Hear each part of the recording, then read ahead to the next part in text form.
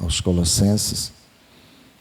Hoje, querendo Deus, com a ajuda do Espírito Santo, nós vamos começar a falar no capítulo de número 2. Nós encerramos na última quarta-feira o capítulo de número 1. Amém? Vamos.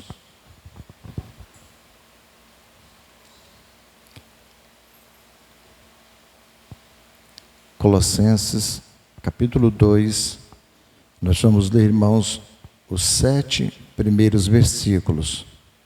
Nós vamos ler do versículo 1 ao versículo de número 7.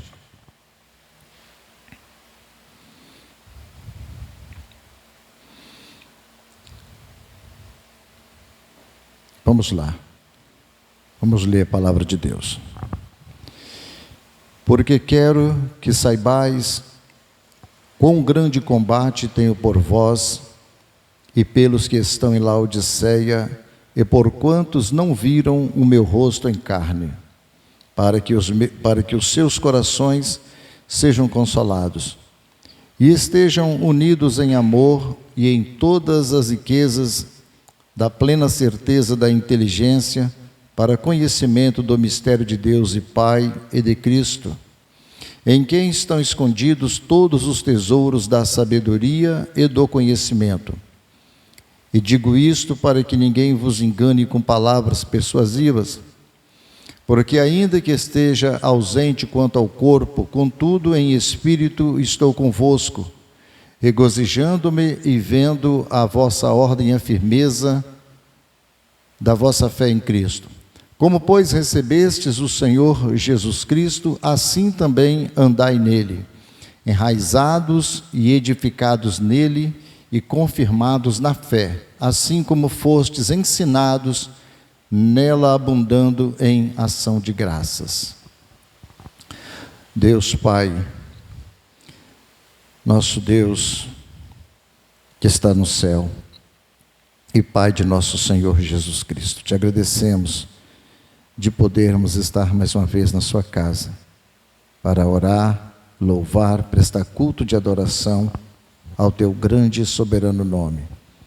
Ajuda-nos, ó Deus, nesta noite, com a sua manifestação, com a sua presença, com o seu poder, com a sua virtude, que nos ajude, ó Deus, a nossa recuperação, a nossa fé, nosso amor, a nossa compreensão do verdadeiro Evangelho.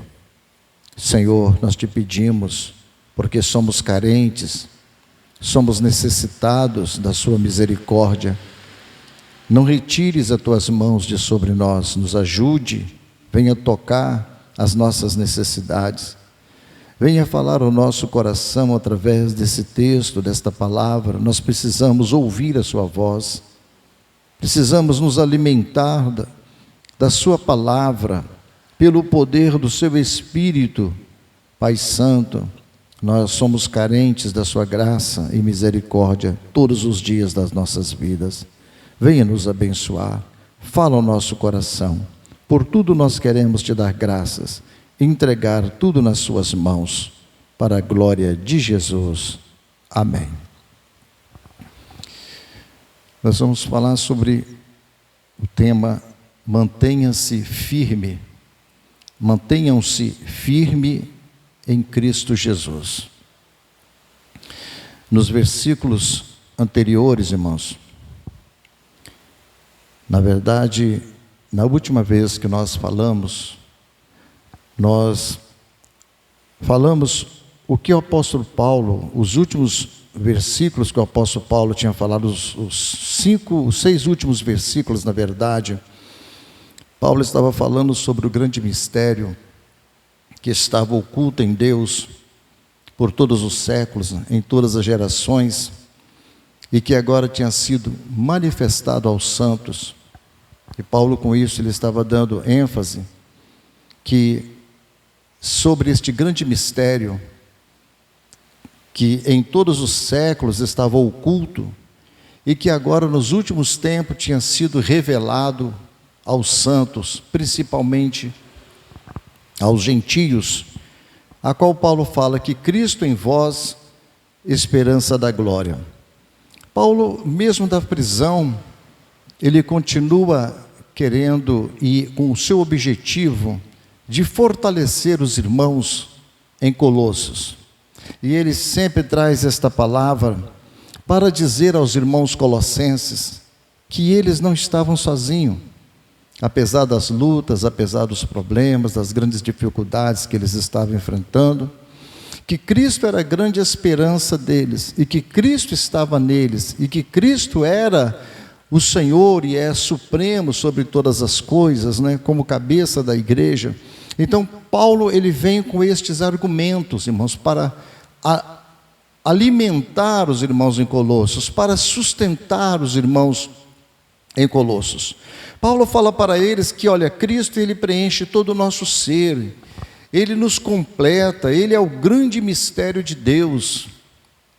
E os irmãos sabem que desde o começo que nós começamos essa carta, que estava vendo ali em Colossos, os falsos mestres aplicando as falsas doutrinas, irmãos, e atrapalhando a obra do Senhor.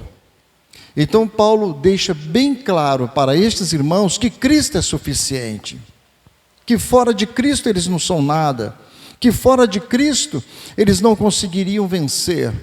E ele agora, a partir do capítulo 2, nos versículos de 1 ao 7, ele reforça, ele continua reforçando a palavra para os irmãos em Colossos, para que, assim que eles aprenderam que Cristo é supremo sobre todas as coisas, e que Cristo é supremo até mesmo sobre a igreja, tanto na primeira criação quanto na segunda criação, e Cristo como cabeça da igreja, ele fala, agora que vocês aprenderam sobre Cristo, vocês devem ficar firmes, permanecer firmes. Como diz o outro, não arreda, né? Não arreda o pé daquilo que vocês aprenderam, daquilo que vocês conheceram, daquilo que foi ensinado para vocês. É necessário que vocês fiquem firmes. Paulo, então, ele inicia o capítulo 2 dizendo, ele fala, por quê? Sobre o que ele já tinha falado anteriormente. Então ele fala, porque quero que saibais que quão grande combate eu tenho por vós, pelos que estão em Laodiceia também.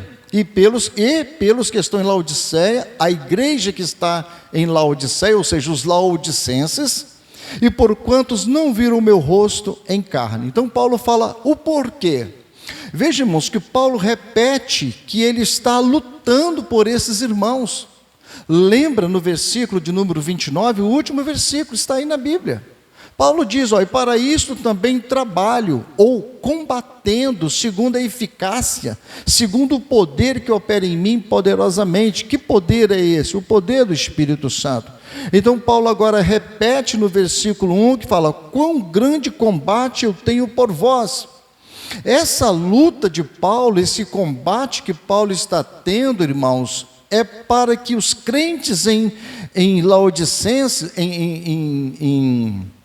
em Colossos, para que os crentes em Colossos, eles sejam completos em Cristo. Esse é o objetivo. Tanto que ele fala isso também no versículo de número 28, do capítulo 1. A quem anunciamos, admoestando a todo homem e ensinando a todo homem toda a sabedoria. Aí ele confirma na parte B. Para que apresentemos todo homem perfeito em Cristo Jesus. O grande combate do apóstolo Paulo é para que estes irmãos em Cristo Jesus ficassem firmes. Vejam que a intenção de Paulo é que eles saibam que ele está tendo um grande combate por estes irmãos.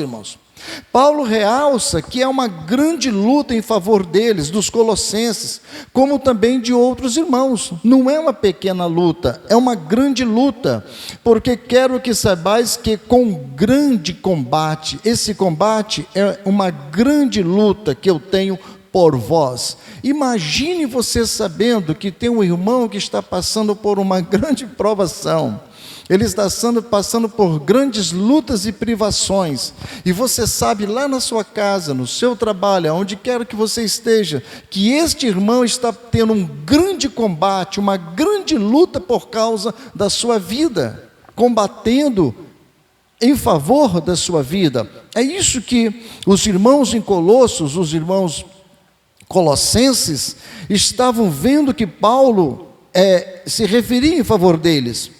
Paulo nunca os tinha visto, irmãos, pessoalmente, nunca os viram face a face. Paulo fala isso por várias vezes, né? Mas estava em combate por causa deles, estava lutando por eles, perseverando em favor deles. Ele lutava contra oponentes do evangelho que estavam tentando enganá-los. Mesmo na cadeia, mesmo Paulo sendo preso, ele lutava contra esses oponentes, ele estava protegendo a igreja lá em Colossos. Observe, irmãos, que o poder de Deus, ele é sobrenatural.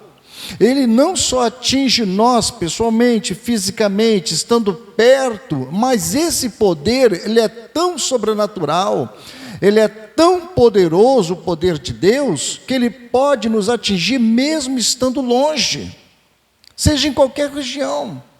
Porque esse combate que Paulo está falando aqui, essa palavra que Paulo usa aqui, a maioria dos estudiosos entende que ele está falando de oração pelos santos, irmãos. Este combate é uma grande oração. Por quê? Como que Paulo ele poderia estar em grande combate em favor dos irmãos em Colossenses? Em oração. Ele escreve, na verdade, a carta de Colossenses, por isso que a carta está aqui, mas Paulo não só escreve a carta, mas ele também estava orando e constantemente num grande combate, numa grande luta. E ele usa a palavra aqui, agonia, a palavra é agonizomai. Será que te faz lembrar de alguma coisa? Agonizomai. Já diz tudo, né? Vem de agonizar, trabalhar duro, labutar, agonizar em oração. Essa palavra, agonizomai, irmãos, ela é muito profunda. Ela deve descrever a nossa vida de oração. Nós precisamos o quê? Agonizar em oração em favor dos nossos irmãos. Vejam que é o exemplo da maior agonia em oração que nós temos no jardim do Getsêmani. Em Lucas 22:44, o texto diz o seguinte: e posto em agonia, quem foi o maior exemplo de oração? O Senhor Jesus. E o texto diz, e posto em agonia, Jesus fazia o quê? Orava mais intensamente, e o seu suor tornou-se como grandes gotas de sangue que corriam até o chão. Então, essa palavra agonizomai, ela foi o que Paulo descreveu, irmãos, para mostrar aos irmãos em Colossenses que ele estava em grande combate de oração. A maioria dos cristãos dos dias de hoje, irmãos, estamos vivendo os dias difíceis que os crentes não têm mais combates de oração. Não existe mais combates de oração. E o combate de oração, ele é essencial, ele é primordial, ele precisa acontecer nas nossas vidas. Nós não devemos somente orar na igreja, mas devemos combater em oração o tempo todo da nossa vida, porque é desta forma que nós vamos conseguir vencer as lutas, as dificuldades, e os nossos irmãos vão vencer também através da nossa agonia de oração. A oração, irmãos, ela pode mudar o coração, ela pode mudar a mente, ela pode mudar a atitude interior. Senão Deus não mandava nós orarmos. Quando nós oramos, a oração ela é como se fosse algo presencial, porque o poder de Deus vai lá e atua onde você não pode ir, mas a nossa oração vai. Deus ouve a nossa oração e Ele vai atuar lá aonde nós não temos condições de ir. Por isso que existe uma grande falácia na teologia, muitas das vezes, que se prega as pessoas por falta de conhecimento de Deus, falta de conhecimento do verdadeiro evangelho. Eles acham que as orações só são válidas quando se tem que ter algo presente, algo palpável, se não encostar, se não colocar as mãos. Não, irmãos, não é de forma nenhuma. A oração, ela é poderosa porque ela é no nome de Jesus, ela é no nome do Deus vivo. E Paulo orava em favor desses irmãos em agonia: por grande combate eu tenho por vós, e pelos irmãos que estão em Laodiceia também. É uma força poderosa a oração, que pode transformar uma atmosfera, ela pode mudar um país, ela pode mudar uma nação, ela pode mudar o coração de qualquer pecador que existe na terra. É porque nós não oramos, é porque verdadeiramente nós não agonizamos em oração, nós agonizamos por outras coisas. Nós agonizamos por outras necessidades básicas das nossas vidas. Nós agonizamos por coisas que nós não deveríamos agonizar. Por isso que nós não temos respostas, muitas das vezes, mas aonde nós deveríamos agonizar a ponto de suar gotas de sangue, como Jesus fez isso, para nós obter resultados. Muitas pessoas, às vezes, quantos testemunhos de pessoas que oraram 2, 3, 4, 5, 6 anos para ver uma pessoa salva. Orei por 4 anos para ver a minha mãe salva. Às vezes nós oramos por algum objetivo, por alguma coisa, nos próximos meses ou nos próximos dias, já enjoamos de orar, não estamos mais agonizando em oração, porque nós não acreditamos e queremos que Deus mude a atmosfera daquele lugar. Isso nunca vai acontecer, porque Deus quer ver o nosso compromisso. Tantos, irmãos, que os poderes espirituais das trevas se opõem à oração. A oração é tão poderosa que o demônio não quer que nós oramos.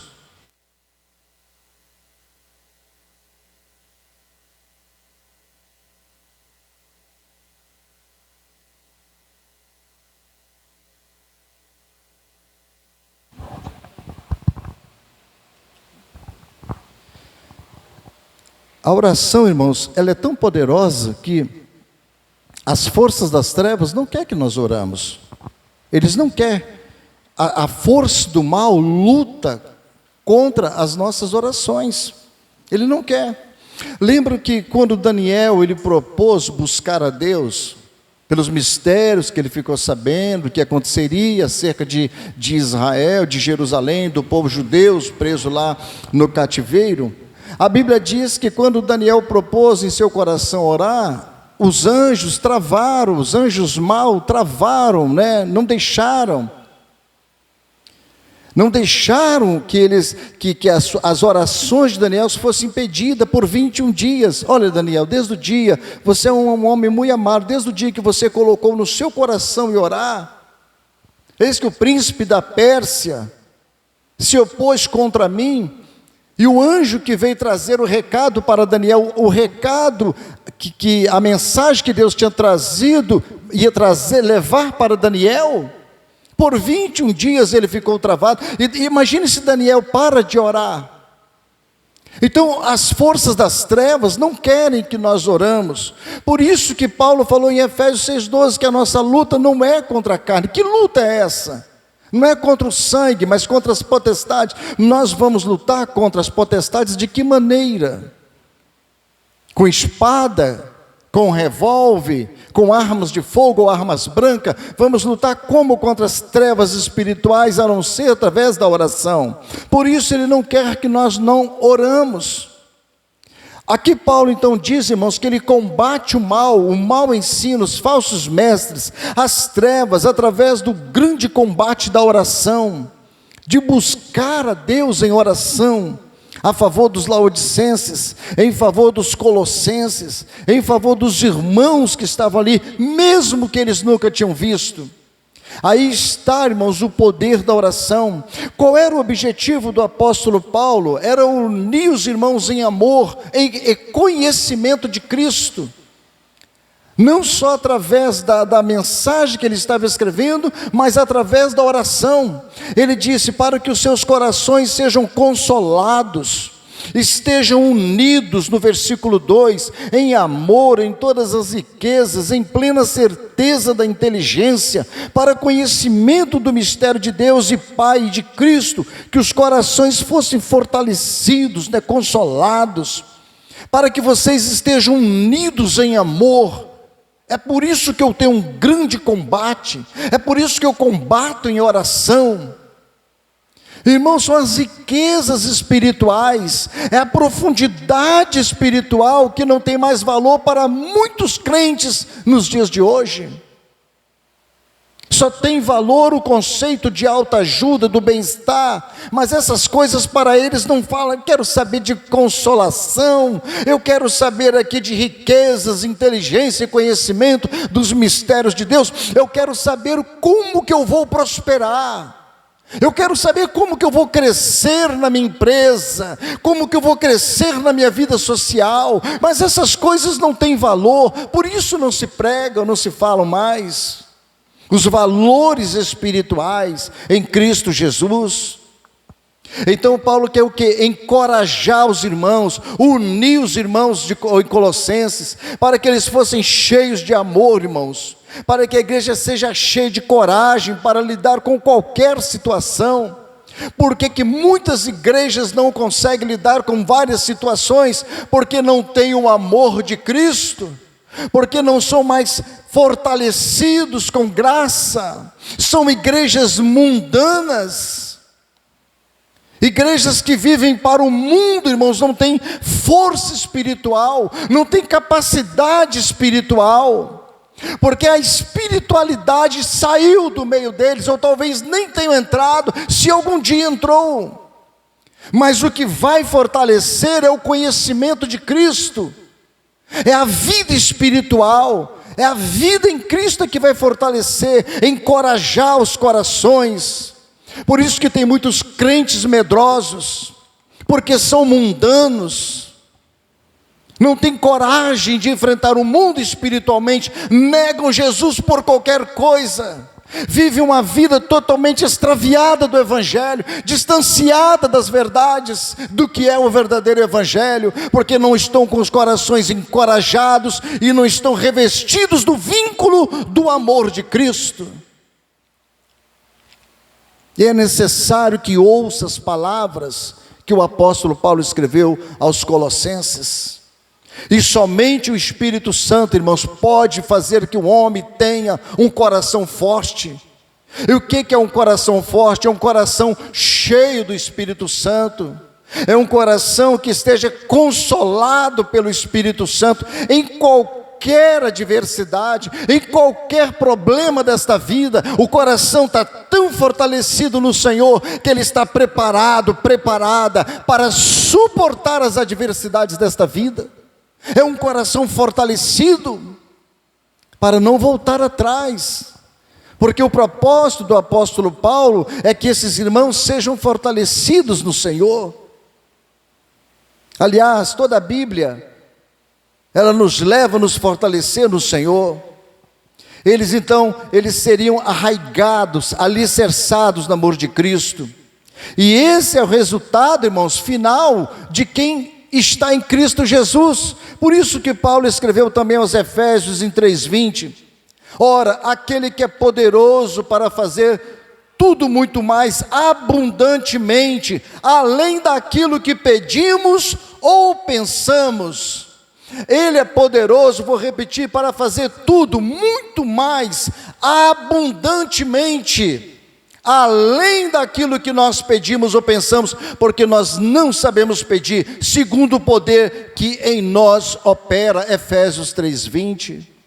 Então esse poder é tão sobrenatural, irmãos, que nós às vezes não conseguimos, nós não tivemos um discernimento espiritual, uma visão espiritual. Essas coisas não chegam a nós, irmãos, com o estalar dos dedos, com uma vida mundana e distanciada do Senhor e da sua palavra, de forma alguma, de maneira nenhuma, correndo risco de se desviar, de distanciar da igreja, do Evangelho, por causa da falta de observar essas coisas tão características e inerentes à pessoa de Jesus.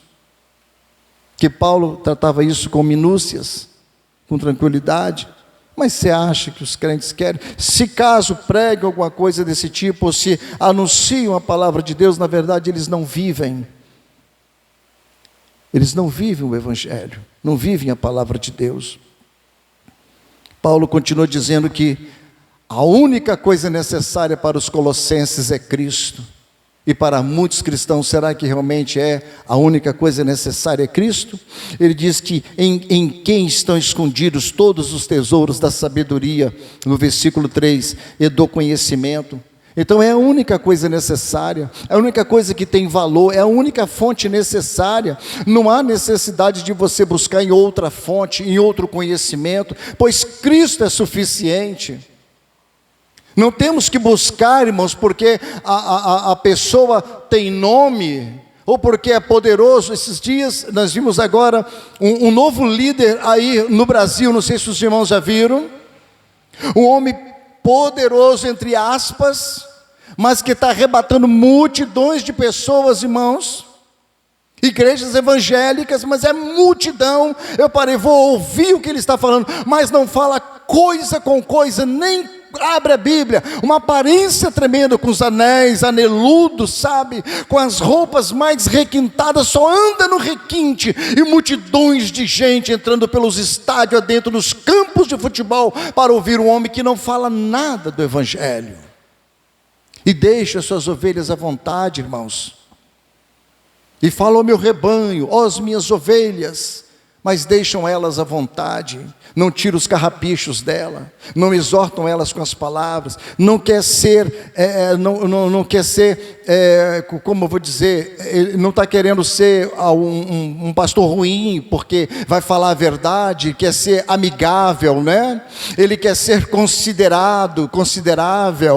Então ele prefere não falar as verdades, mas aquilo que eles agradam e querem ouvir. E nisso esse rebanho entra de qualquer jeito, de qualquer maneira, da forma que entra, fica, da maneira que vem, continua, se permanece, não me importa com o rebanho do Senhor. Mas o povo está querendo ouvir isso, irmãos. É o Evangelho que nós estamos vivendo, e está piorando. A situação estava piorando, porque tem hora que eu fico pensando, de onde virá mais coisas absurdas que nós estamos vendo? Sabe? Coisas absurdas que nós estamos vendo. As coisas vão piorar. As coisas vão piorar. Porque o Evangelho vai ficando cada vez mais escassos. Então a sabedoria, conhecimento que a igreja tem, ela não vem de filosofias, ela não vem de ensinamentos humanos, irmãos. Tudo está escondido em Cristo, Ele é o mistério de Deus. E Deus conhece os corações dos seus servos. Neles estão ocultos todos os tesouros da sabedoria e do conhecimento espiritual, irmãos. Não é do conhecimento aqui das coisas desta terra, não é do conhecimento das coisas que vão me favorecer, mas é do conhecimento espiritual, que vai me ajudar na minha vida espiritual, o meu conhecimento que vai me ajudar na minha comunhão com o meu Deus. É isso que Paulo está se referindo.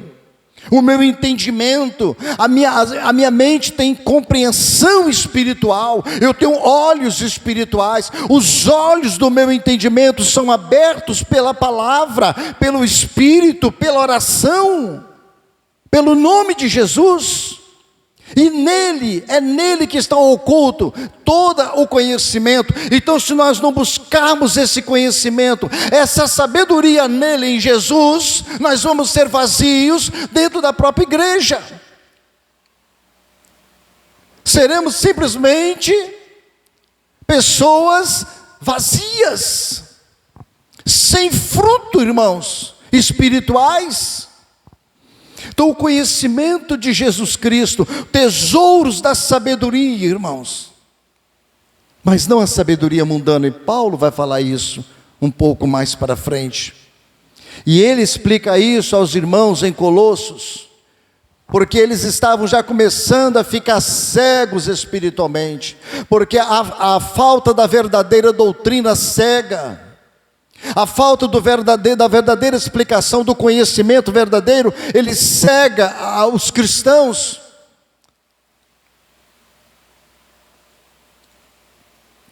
Os crentes estão loucos, porque são mundanos, porque pensam somente nas coisas desta vida, irmãos. A ideia é que os crentes experimentem todas as riquezas que estão disponíveis, para que ele seja sólido, para que ele seja seguro, firme, convicto, seguro, realmente, sabendo em quem tem crido. Por isso que Paulo escreveu em 1 Coríntios capítulo 2, aos irmãos em Corintos: todavia nós falamos sabedoria entre os perfeitos. Sabedoria entre os perfeitos, 1 Coríntios 2, 6 e 7. Não, porém, a sabedoria deste mundo, nem dos príncipes deste mundo que se aniquilam. Observam que Paulo deixa bem claro, irmãos, que a sabedoria deste mundo, a sabedoria dos príncipes deste mundo se aniquilam, se deterioram. Mas ele diz: mas falamos a sabedoria de Deus, como? Oculta em mistério, a qual Deus ordenou antes dos séculos para a nossa glória. Veja que Paulo sempre falou desse mistério oculto, irmãos. Tanto ele falou isso aos Colossenses, aos Efésios, aos Coríntios. Paulo sempre falou desse mistério oculto, a sabedoria de Deus oculta em mistério. Mas oculta em mistério para quem, irmãos? Sabedoria de Deus oculta em mistério, oculta para o mundo, mas revelado para nós, a igreja de Jesus, irmãos. Então o mundo, irmãos, eles não conseguem enxergar Jesus como nós enxergamos. Você consegue enxergar Jesus de um outro prisma, com uma outra visão. O mundo não consegue nem ver Jesus. Infelizmente tem muitos cristãos dentro da igreja que não estão mais enxergando por causa dos falsos mestres, dos falsos ensinamentos. Não consegue mais entender as coisas de Deus, irmãos. Não consegue ter o discernimento espiritual. Jesus, para muitos deles, ainda está oculto. Não consegue obter a revelação das coisas de Deus. A reivindicação e a posse dessas riquezas em Cristo é quando temos certezas que são nossas. Então nós temos certeza dessas reivindicações, nós podemos reivindicar, tomar posse dessas riquezas em Cristo. Essa é a sabedoria oculta, revelada aos santos, revelado às nossas vidas, irmãos. Nós devemos glorificar a Deus por isso, exaltar a Deus em nossas vidas, por graça, por misericórdia, por evangelho que nós entendemos, e tomar cuidado para que nós não venhamos ficar cegos, voltar atrás, achar que isso é pesado, achar que isso aí não tem importância alguma, achar que todos são iguais, irmãos. O problema é que nós generalizamos, e os irmãos falam: nada, todas as igrejas são iguais. Todas as igrejas não são iguais. Mesmo com os nomes de evangélico, não são iguais, não são, por causa do ensino que se faz, ou às vezes não só o ensino, mas não vivem mais, usam a palavra, mas não vivem mais o que se prega. Então não são iguais, não devemos nos iludir com isso. Jesus disse que por ser apertado o caminho que conduz à vida eterna, são poucos que entram pela porta e são poucos que entrem pelo caminho. Não são muitos, irmãos. São poucos que entram pela porta e são poucos que entrem pelo caminho apertado, Jesus falou. E Jesus disse mais: por ser larga e espaçosa o caminho que conduz à perdição, são muitos que por ela entram. Vocês estão pensando que Jesus está se referindo a gente mundana, irmãos? Quem é que entra pela porta larga? Vocês estão achando que é cristãos? Que são ímpios? Ímpios já estão no mundo, irmãos. Jesus diz que são poucos que acham a porta estreita e são poucos que andam pelo caminho estreito. Mas por ser larga e espaçosa o caminho que conduz à perdição, são muitos que entram por ela. É muitos cristãos, irmãos, é muita gente com a Bíblia na mão. Acho que é McCheyne, Sérgio, falava, né? Ia para o inferno com a Bíblia, né? Falava, vão para o inferno com a Bíblia na mão direita, né? Um pregador americano. Então ele falava: muitos cristãos vão para o inferno com a Bíblia na mão direita. Infelizmente, irmãos, infelizmente, naqueles dias muitos vão dizer: Senhor, Senhor, em teu nome eu preguei, em teu nome dei dízimo, em teu nome eu fui para a igreja, em teu nome. Nada disso resolve se nós não tivermos um conhecimento profundo e sério da pessoa de Jesus. Nós precisamos fazer uma reavaliação da nossa vida espiritual. Será que eu estou com Cristo mesmo? Todos os dias se perguntar, orar, não duvidar, mas tomar cuidado com a nossa vida cristã, para que tenhamos uma vida verdadeira, conhecimento de Jesus Cristo, para que nós não sejamos enganados pelos falsos mestres, pelos falsos profetas. Porque, irmãos, o perigo de tudo isso é a ilusão dos falsos ensinos. Você acha que é eu que estou falando de mim mesmo? Estou criando e falando de tudo isso? Não, o próprio apóstolo Paulo, é ele que falou tudo isso aqui, tanto que no versículo 4 ele diz, e digo isto. Depois disso que ele fala, e digo isto, em quem estão escondidos, no versículo 3, todos os tesouros da sabedoria e do conhecimento. No 4 ele diz, e digo isto, para que ninguém vos engane com palavras persuasivas. Quem é que vai enganar os crentes, irmãos, com palavras persuasivas? Se entrar uma pessoa mundana aqui nesta noite, e assumir essa tribuna aqui, uma pessoa que vocês nunca viram, ou uma pessoa que vocês não conhecem, ensinar qualquer coisa a vocês não vão receber, não vão ouvir a palavra dele, vão sair daqui, vão rejeitar. Nós todos vamos fazer isso. Eu também vou fazer isso. Não é verdade? E principalmente se nós soubermos então da vida dele. Como que ele anda, a vida dele fora de Cristo, ou que ele se diz que anda com Cristo, mas se vier a nos ensinar, nós não vamos receber o ensino dele, nem vamos querer ouvir o ensino dele. Porque se entrar qualquer um líder de qualquer uma outra seita dentro da nossa igreja, nós não vamos aceitar que ele venha nos explicar a palavra de Deus. Então Paulo diz, para que ninguém vos engane com palavras persuasivas. E quem é que estava enganando com palavras persuasivas? Os falsos mestres que estavam lá dentro da igreja de Colossos. Eles estavam enganando os cristãos de Colossos, irmãos, os irmãos em Cristo, com palavras persuasivas. Eles estavam enganando. Então, a ilusão dos falsos ensinos, dos falsos ensinamentos, para que ninguém vos engane com palavras persuasivas. Na linguagem da tradução, na nova tradução da linguagem de hoje, diz o seguinte: e digo isso a vocês, para que não deixe que ninguém os engane com explicações falsas, vírgula, aí ele completa, mesmo que pareçam muito boas. Não é isso que está acontecendo, irmãos? Explicações falsas, palavras persuasivas, mesmo que pareçam que elas são muito boas. Nossa, como que fulano fala bem, como que ele se expressa bem, como que ele prega, olha a aparência dele, né? Aí geralmente, irmãos, os falsos mestres vão lá com aquelas roupas requintadas, que o povo gosta disso, irmão. Infelizmente o povo gosta disso, irmãos. Olha para o sapato do homem, igual eu estava falando essa semana com o irmão, parece, irmãos, que eles chamam dinheiro.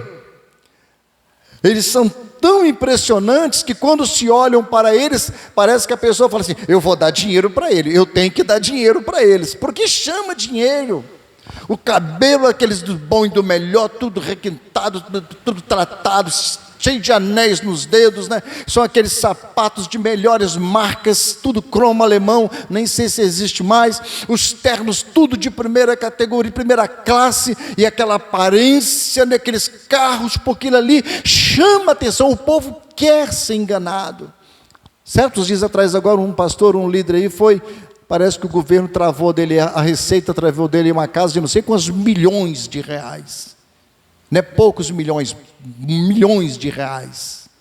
Tudo que ele ganhou em cima da igreja. Mas parece que quanto mais eles têm, o povo quer dar mais para eles. Mas a ilusão do ensino, a falsidade naquilo que eles ensinam, palavras persuasivas, irmãos. Então, há uma possibilidade do crente ser enganado, porque senão Paulo não diria isso. Digo para que ninguém vos engane, ninguém pode se enganar. Quando ouvirmos alguma palavra, nós temos que fazer comparações com as Escrituras e com a vida de quem está sendo falado. Por isso que Paulo, escrevendo aos Coríntios, na sua segunda carta, no capítulo 11, versículo 3, Paulo disse: temo que assim como a serpente enganou Eva com a sua astúcia, assim também sejam de alguma sorte corrompidos os vossos sentidos e se apartem da simplicidade que é em Cristo Jesus. A simplicidade que estava na vida de Eva, mas ela foi enganada pela serpente. Paulo então alerta para que tenhamos cuidado. Persuasivo argumento, irmãos, que merece aplauso.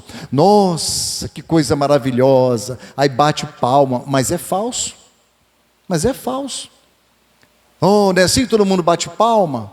Nossa, lembra de Herodes, que fala lá em Atos?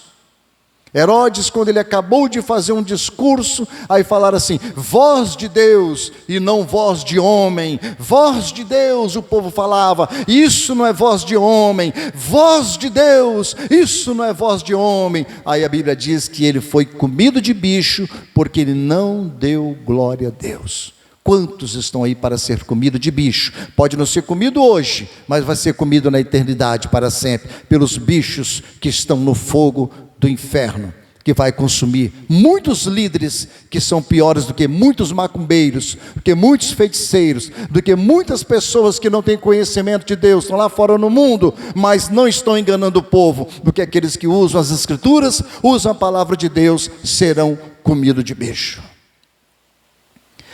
Então esses argumentos é perigoso, e Paulo continua sempre exortando os irmãos. Ele disse em 1 Coríntios, no capítulo 2, versículo 4, Paulo diz: a sua pregação não era persuasiva de sabedoria humana, mas era o quê? Demonstrada em espírito e em poder. Paulo não tinha persuasão de enganar. A persuasão de Paulo não era a persuasão humana, não era característica humana, técnica humana, ou filosofia humanista. Não. A capacidade de persuasão de Paulo era pelo Espírito de Deus, pelo poder de Deus. Ele trazia as pessoas para Deus, mas através do Espírito e do poder de Deus, do conhecimento. E para que se possa falar no Espírito e no poder de Deus, irmãos, é necessário descer, humilhar, ser humilde, ser simples, ser como ovelha, como Jesus era.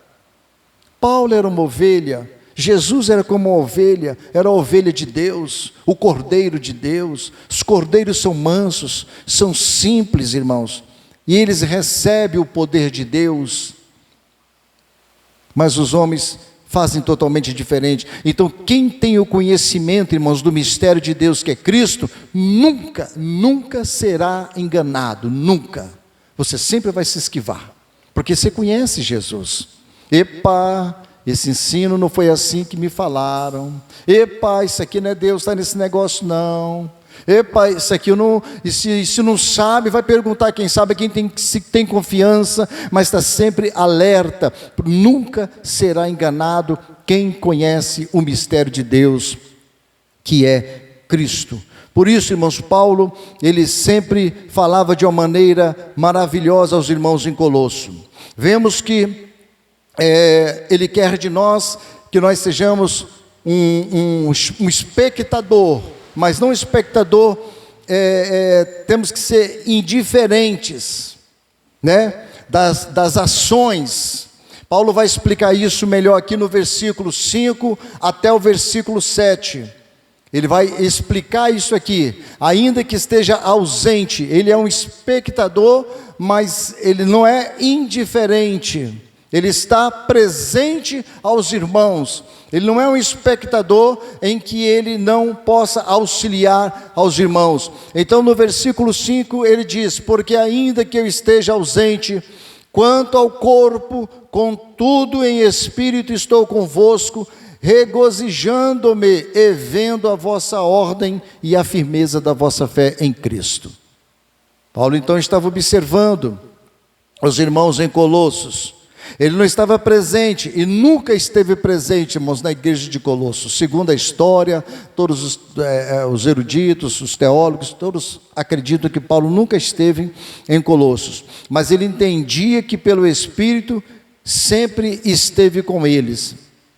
É difícil definir como está em espírito, mas nas ações, nos conhecimentos. Então Paulo fala em espírito, esteve com eles. Paulo, porque constantemente orava por eles, irmãos, assistia suas dores e fraquezas em orações. Então estava em espírito, orando em espírito, presente em espírito, não fisicamente, né?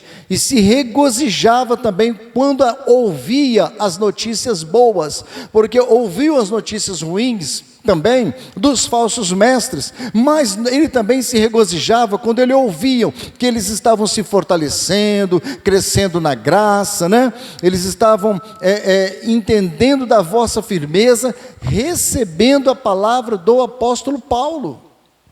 Eles estavam unidos e firmes na fé em Cristo, e eles estavam tendo uma boa disciplina. Paulo começou a colher os frutos do que ele estava fazendo em Colossos, na pregação e na oração. Então a estabilidade na vida cristã era a coisa que mais importava para Paulo, tanto para os colossenses, em todos os seus escritos, a estabilidade na vida cristã, irmãos, porque de nada adianta se nós não somos estáveis.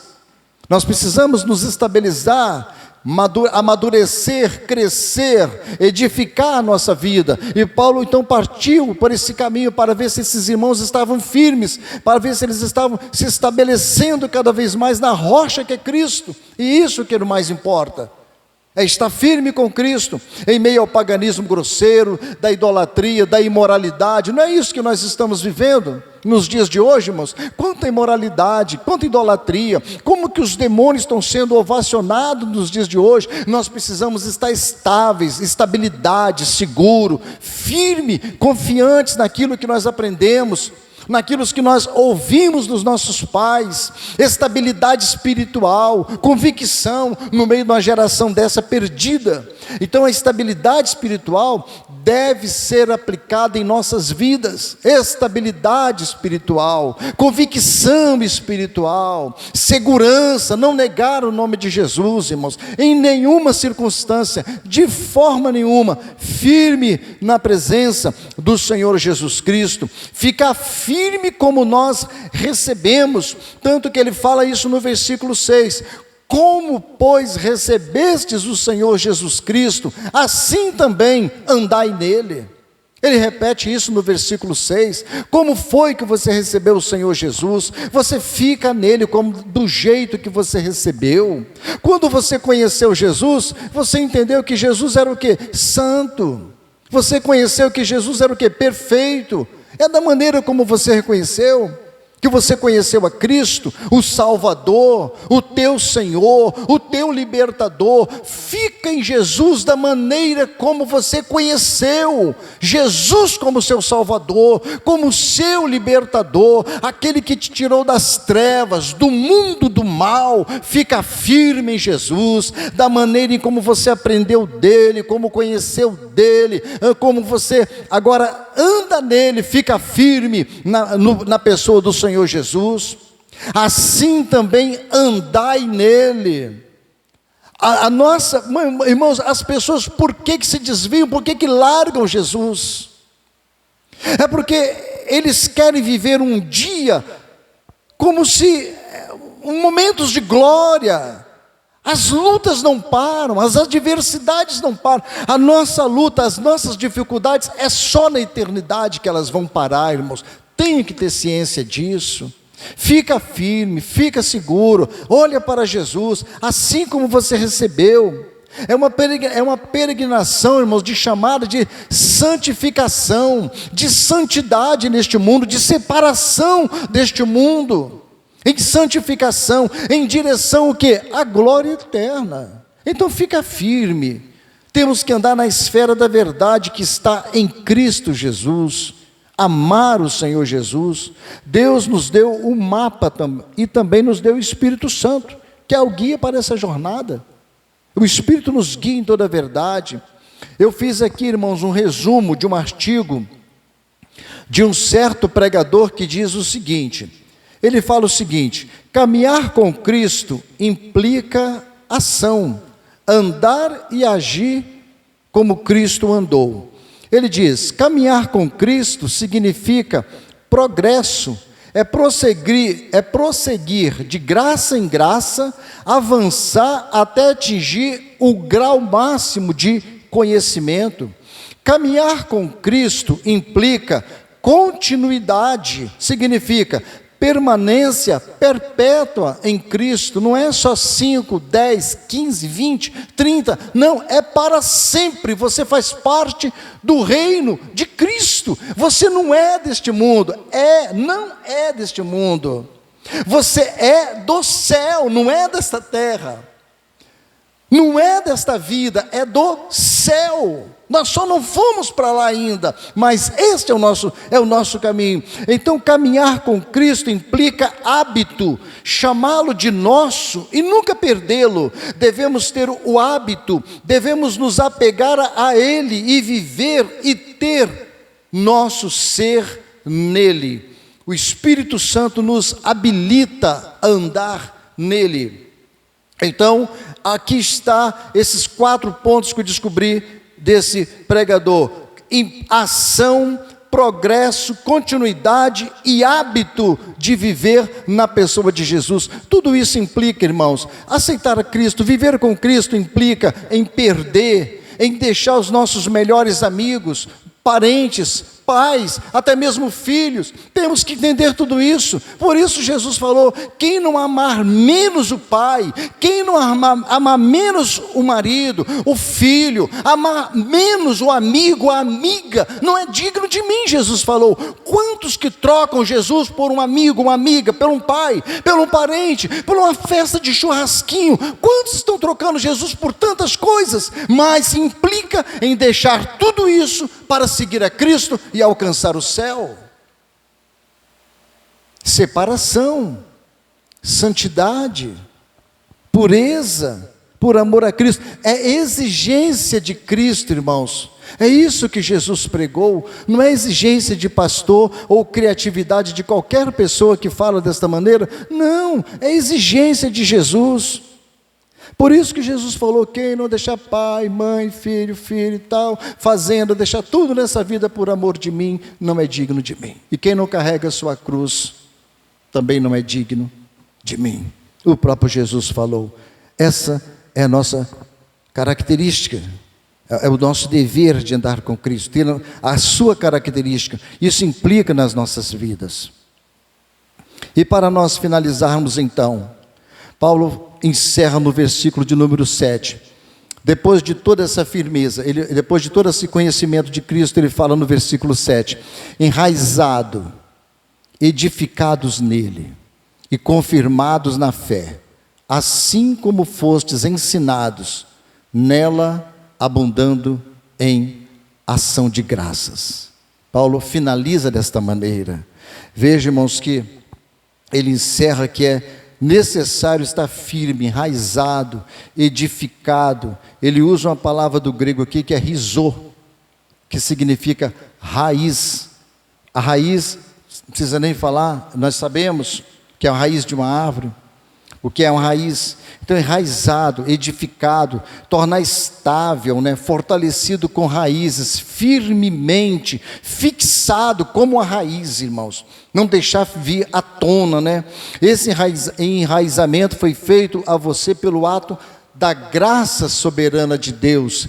Quem enraizou isso em você é o Espírito Santo, é a graça de Deus que te enraizou, fez você ser o que você é. Por tantos anos que você enfrentou as lutas e enfrenta as dificuldades, é por causa da raiz que está em você. Você está enraizado em Cristo, firme em Cristo. Passa as tribulações, passa as lutas, passa as grandes dificuldades, mas as suas raízes têm que ser cada vez mais profundas, vai se aprofundando, se alicerçando cada vez mais na pessoa de Jesus. As Escrituras frequentemente, irmãos, alude aos santos como plantas. Frequentemente, o salmista registrando, ele disse o seguinte: o seu prazer está na lei do Senhor, na sua lei medita de dia e de noite, será como a árvore plantada junto a ribeiros de águas, a qual dá o seu fruto na estação própria, a sua folha não murcha, e tudo que ele faz, ele prospera. Então, plantas, plantar, edificar, Paulo, além de usar uma metáfora agrícola, ele agora usa uma metáfora também de construção. Não só a metáfora agrícola de plantar, de enraizar, mas também ele usa agora a metáfora da construção. Ele disse aqui, e ele usou essa mesma linguagem também quando falou aos irmãos em Coríntios, em 1 Coríntios 3,10. Ele diz: segundo a graça de Deus que me foi dada, pus eu como sábio arquiteto o fundamento, e outro edifica sobre ele, mas veja cada um como edifica sobre ele. Assim também Jesus usou uma parábola sobre os dois construtores em Mateus 7,24. O construtor que edificou a sua casa na rocha e o construtor que edificou a casa na areia. Quando veio as tempestades, os furacões, as dificuldades, as duas casas estavam lá. A que foi edificada na rocha suportou, e a casa que foi edificada na areia, ela não suportou. Jesus falou: assim também a todo aquele que não está fundamentado em mim. A casa espiritual que não está fundamentada em Jesus, ela vai ser destruída pelos vendaval deste mundo, desta vida. Jesus usa essa metáfora para nos ensinar que nós devemos estar construído nele, que é a rocha, e não na areia, nas coisas passageiras deste mundo, mas edificados em Cristo Jesus. Então nós devemos saber em quem nós estamos edificando, edificar na pessoa de Jesus. Toda essa estrutura, irmãos, ela vem pelo ensino da palavra de Deus, pela oração. É o tempo que vai fazer isso na sua vida. Quanto mais você vai se aproximando da palavra, vai se aproximando da oração, vai se aproximando da vida espiritual com Deus, você vai se enraizando, se edificando, se fortalecendo. Quem foge dessas coisas, irmãos, está deixando de ser um crente mais maduro e mais espiritual. Sabe, quem foge dessas coisas vai deixar de ser edificados espiritualmente. Em todo o tempo, as Escrituras recomendam, irmãos, para que estejamos firmes no propósito de servir ao Senhor, com firmeza, com convicção. Ele diz em 1 Coríntios capítulo 15, versículo 58, parte B: portanto, meus amados irmãos, sede firmes e constantes. Em 1 Coríntios 16, 13, vigiai, estais firmes na fé, portai-vos varonilmente e fortalecei-vos. Em Efésios 6, 11, revesti-vos de toda a armadura de Deus, para que possais estar firmes contra as astutas ciladas do diabo. Em Efésios 6,13, portanto tomai toda a armadura de Deus, para que possais resistir ao dia mau, e havendo feito tudo, ficar firmes. Em Gálatas capítulo 5, versículo 1, estai, pois, firmes na liberdade com que Cristo nos libertou, e não torneis a meter-vos debaixo do jugo da servidão.